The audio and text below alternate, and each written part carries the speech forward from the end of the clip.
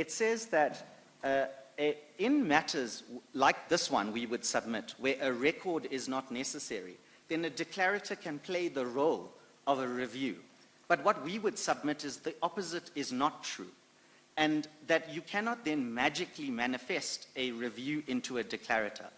So why I'm saying all of this is because to the extent that our learned friends think that there's some magic in this distinction and that they can non-suit us because we chose a declarator as opposed to a review, we say with all due respect, that's neither here nor there, that distinction is a false one.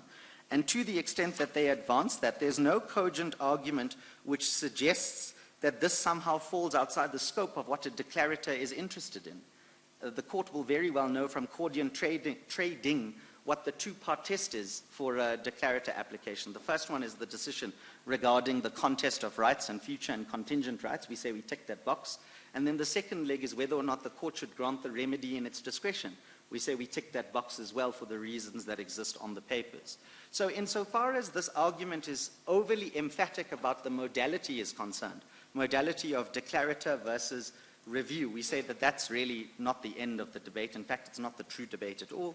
And to the extent that the debate needs to be answered, the answer is that this is perfectly competent for a declarator application to do. Let me then go to my next